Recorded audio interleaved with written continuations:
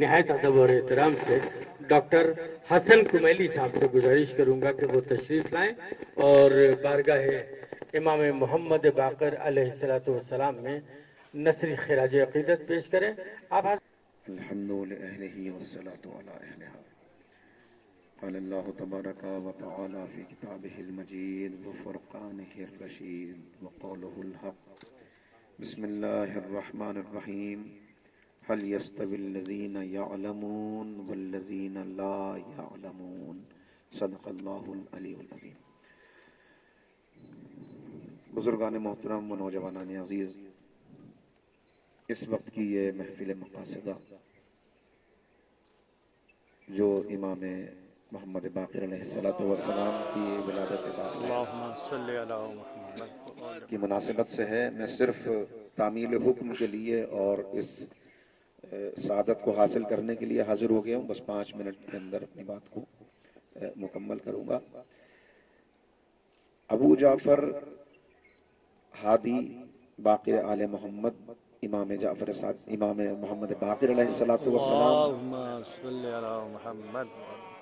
امام کی عظیم شخصیت اور امام کی جو خدمات ہیں اسلام کے لیے، ان کو سمجھنے کے لیے بہت تیزی سے میں پہلے ذرا سا آپ کی خدمت میں وہ ماحول عرض کروں کہ جس میں امام نے 57 سال تک خدمات انجام دی، اپنے دادا کے ساتھ رہ کر، اپنے والد کے ساتھ رہ کر، اور 19 سال آپ کا زمانہ امامت ہے کہ جس میں آپ نے مختلف قسم کے چیلنجز کا، مختلف قسم کی سازشوں کا مقابلہ کیا.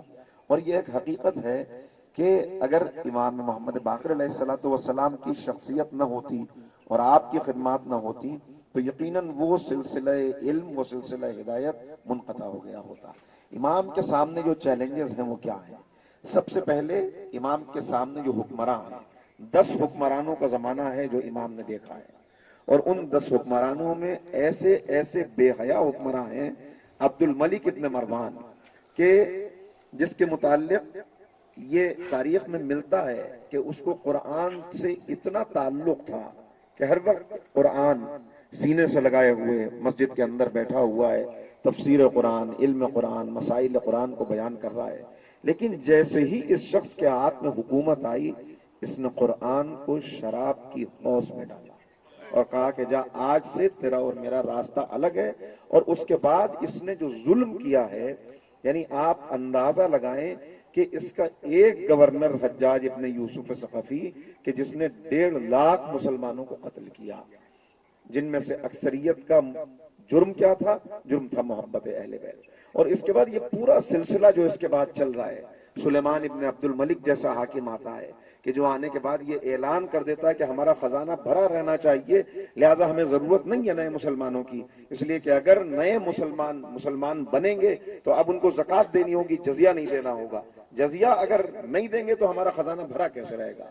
لہٰذا اس نے حکم صادر کیا کہ اب اگر کوئی مسلمان ہوتا ہے کلمہ پڑھ کے تو اسے میرے زمانے میں جو مسلمان ہوگا اس کو جزیہ ہی دینا ہوگا، اس سے زکوٰۃ قبول نہیں کی جائے گی.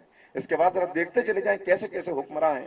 ولید جیسا حکمراں اس دور میں آتا ہے، اور اس پورے سلسلے کے اندر یہ جو مروان اور اولاد مروان کا سلسلہ ہے، ایک سے بڑھ کے ایک بے حیا، ایک سے بڑھ کے ایک دین کو پامال کرنے والے افراد ہیں جو آئے ہیں.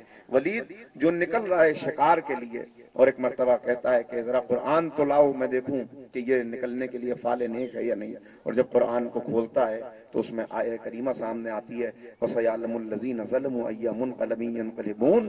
ظلم کرنے والے جان لے کہ وہ اسی کروٹ پلٹائے جائیں گے. تو قرآن کو گھور کے دیکھتا ہے اور کہتا ہے تو اتنے بڑے حکمراں کو ڈراتا ہے، اور پھر کہتا ہے اس کو دارالعمارہ پہ لٹکا دو. اور پھر قرآن کریم پہ اتنے تیر برساتا ہے کہ قرآن ورق ورق ہو کے لے کر جاتا ہے. اسی سلسلے کے اندر ایسے ایسے حکمراں ہیں کہ جو اپنی کنیز کو، صبح کا وقت ہے، مسجد میں نماز کے لیے مسلمان کھڑے ہوئے ہیں، جماعت موجود ہے، اور یہ اپنی کنیز کے ساتھ بستر پہ ہے. کنیز سے کہتا ہے آج میرا دل نہیں چاہ رہا نماز پڑھانے کے لیے، لہٰذا تو چلی جا اور میری جگہ جا کے نماز پڑھا دے. اس کے سر پہ اپنا عمامہ رکھتا ہے اور وہ آ کے مسجد میں نماز پڑھا دیتی ہے اور لوگ نماز پڑھ لیتے ہیں. یعنی یہ ہے معاشرے کی پستی کا عالم. ایسے حکمراں ہیں کہ جن کا مقابلہ امام کو کرنا ہے. ایک طرف یہ حکمراں دوسرے طرف وہ درباری علماء کہ جن کا ایمان مرغ و ماہی سے سجے ہوئے دسترخوان کی خوشبو پر بک جاتا ہے. ان میں ایسے ایسے افراد کہ جو حاکم کے مزاج کے مطابق فتویٰ دے کر بڑے بڑے القاب اپنے لیے حاصل کر لیتے ہیں, امام اعظم کا لقب مل جاتا ہے. ایسے افراد کا بھی مقابلہ کرنا ہے, ان حکمرانوں کا بھی مقابلہ کرنا ہے جو نئی نئی بیماریاں اسلام کے اندر داخل ہو رہی ہیں کہ قیاس کی بیماری آ گئی کہ جس میں کہنے والے نے کہا کہ میں قرآن سے جواب تلاش کرتا ہوں, نہیں ملتا تو سنت میں ڈھونڈتا ہوں, اور اگر تب بھی نہیں ملتا تو اپنی مرضی سے میں اپنے خیال کے مطابق جو حکم ہوتا ہے اسے بیان کر دیتا ہوں. تو چیلنجز سمجھیے, ایک طرف ایسے حکمراں, دوسری طرف ایسے درباری علماء, تیسری طرف وہ فلسفہ جو روم اور یونان سے کتابیں ترجمہ ہو کر آ رہی ہیں, اور نئے نئے فلسفے آ رہے ہیں جن کا اب جواب نہیں ہے, اس لیے کہ جواب کس کے پاس ہو؟ حقیقی علماء تو دربار سے وابستہ نہیں ہے اور امام کو گوشہ نشین کر دیا گیا ہے. ایسے میں ان سارے چیلنجز کا امام نے مقابلہ کیا, اور واقعی اگر آپ دیکھیں تو 19 سال کا زمانہ حکومت ہے, اپنے والد کے ساتھ, دادا کے ساتھ رہ کر بھی مسلسل خدمات انجام دے رہے ہیں. اور ان 19 سالوں میں 114 ہجری میں امام کی شہادت ہوتی ہے 7 ذی الحج کو, اور یہ خصوصیت ہے امام کی کہ یہ امام سلسلہ امامت میں واحد وہ شخصیت ہیں کہ جن کے دادا امام حسین ہیں اور نانا امام حسن ہیں, یعنی یہ دونوں طرف سے حسنی اور حسینی ہے. کس طرح سے امام نے ان چیلنجز کا مقابلہ کیا, میں ایک دو مثالیں ایک ایک منٹ میں پیش کر کے آپ سے اجازت لوں. امام اعظم جو شاگرد بھی ہے امام کا, اس لیے کہ امام کی خدمت میں زانو ادب طے کیا ہے. امام سوال کرتے ہیں, ایک دن پوچھتے ہیں کہ میں نے سنا تم نے فتویٰ دینا شروع کر دیا, کس بنیاد پر فتویٰ دیتے ہو, تمہیں کہاں سے اتنا علم آ گیا؟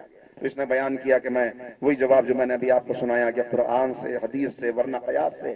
تو امام نے کہا کیا تمہارے اندر یہ صلاحیت ہے کہ تم فتویٰ دے سکو؟ اور اس کے بعد امام نے کچھ سوالات کرنا شروع کیے. کہا یہ بتاؤ کہ قتل بڑا جرم ہے یا زنا؟ بتاؤ قتل میں 2 گواہوں کی ضرورت کیوں ہے, زنا میں 4 گواہوں کی ضرورت کیوں ہے؟ بتاؤ نماز اور روزے میں کون سی چیز زیادہ اہم ہے؟ نماز زیادہ اہم ہے تو پھر نماز خواتین کے خاص ایام کے بعد بھی نماز کو معاف کیوں کر دیا گیا اور روزے کی قضا کیوں رکھی گئی؟ بتاؤ نجاست کس کی زیادہ ہے, پیشاب کی نجاست زیادہ ہے یا مادہ منویہ کی نجاست زیادہ ہے؟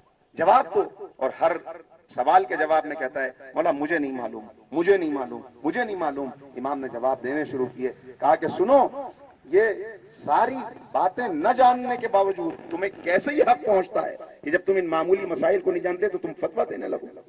کہا کہ چونکہ قتل کے اندر 1 مجرم ہوتا ہے لہذا 2 گواہوں کی ضرورت ہوتی ہے, زنا کے اندر 2 مجرم ہوتے ہیں لہذا 4 گواہوں کی ضرورت ہوتی ہے.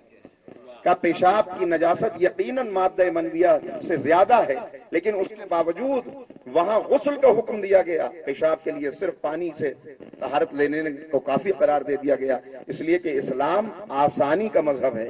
مادہ منویہ جب نکلتا ہے تو پورے بدن کا نچوڑ ہے جو اس وقت نکلتا ہے, لہذا پورا بدن نجس ہو جاتا ہے, وہاں غسل کی ضرورت ہے.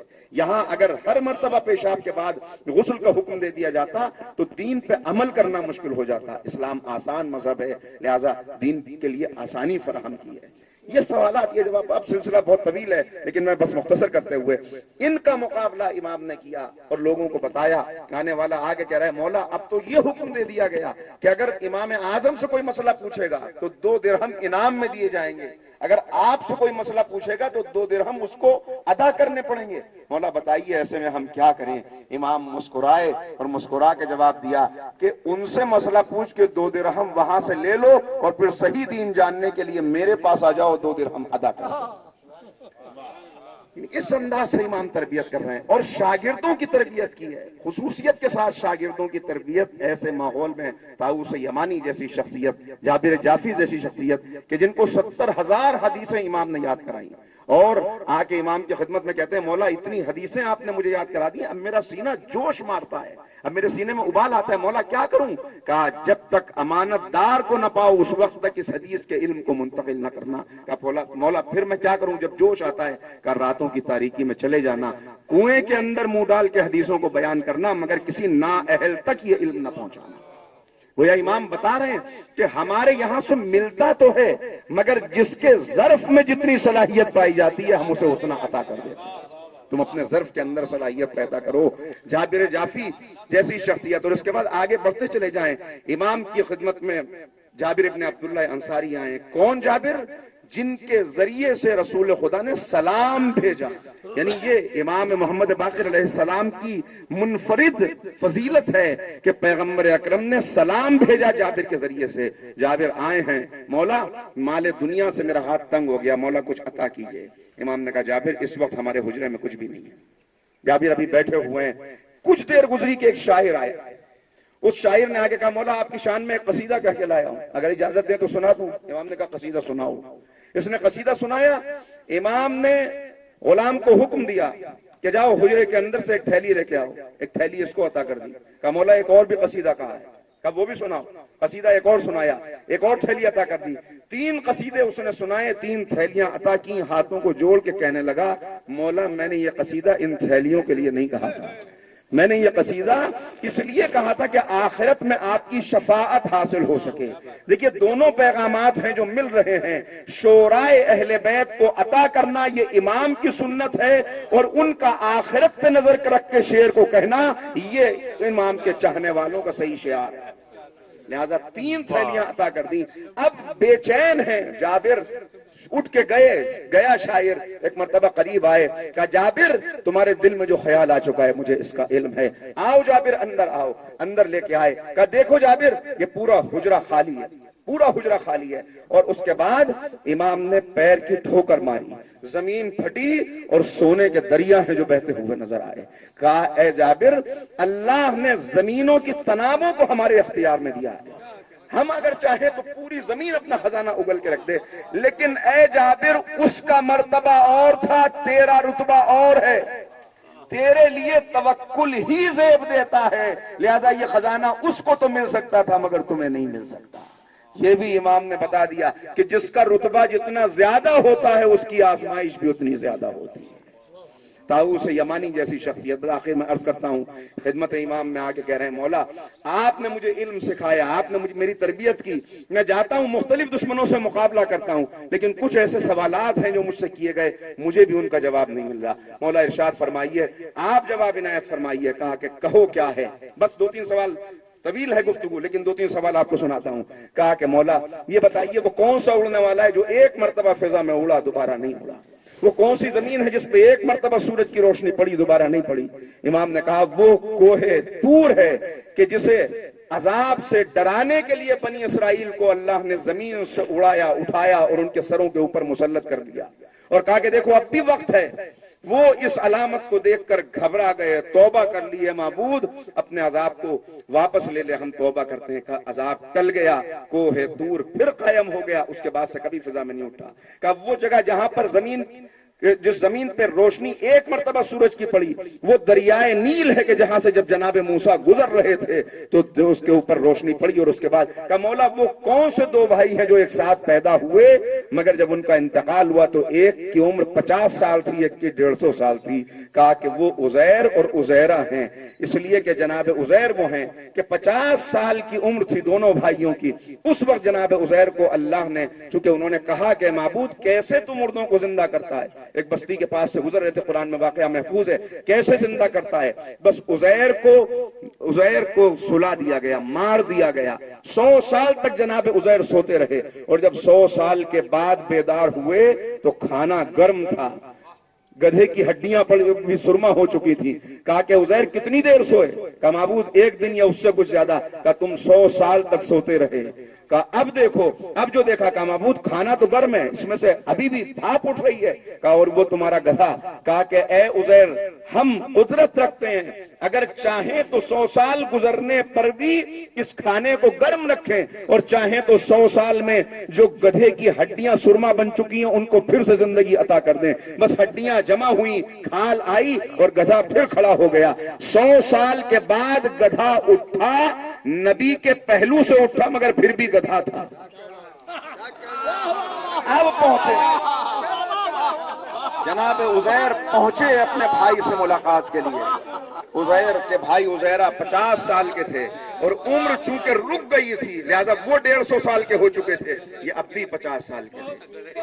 آخری سوال مولا، میں نے چھوڑ دیا باقی سوالات کو، بہت سے سوالات ہیں، مولا اتنا اور بتا دیجئے وہ کون ہے جو سچ بولتا ہے مگر پھر بھی جھوٹا ہے؟ امام مسکرائے، کہا وہ منافق ہے جو سچ بولنے کے باوجود جھوٹا ہے، توحید اور رسالت کی گواہی دیتا ہے مگر زبان تک گواہی ہے، دل گواہی نہیں دیتا، اس لیے سچ بولنے کے باوجود جھوٹا ہے۔ آئیے مل کے دعا کریں کہ اے معبود، آج خانہ امیر المومنین میں مولا کے وارث امام محمد باقر علیہ السلام کی ولادت ہے، اور جب کسی بڑے بادشاہ کے یہاں کوئی اولاد پیدا ہوتی ہے تو بڑے انعام و اکرام تقسیم کیے جاتے ہیں، بڑے مجرموں کو معاف کر دیا جاتا ہے۔ اے معبود، اس عظیم شب کے صدقے میں، اس عظیم موقع پر اے معبود ہمیں گناہوں کی قید سے آزاد فرما دے، اور انعام و اکرام کے طور پر بار الہ ہمیں اپنی اطاعت اور اپنی فرما برداری عطا فرما۔ والسلام علیکم۔ جزاک اللہ۔ ڈاکٹر حسن کمیلی صاحب آپ حضرات کے سامنے بارگاہ امام محمد باقر علیہ السلام میں خراج عقیدت پیش کر رہے تھے۔ حضرات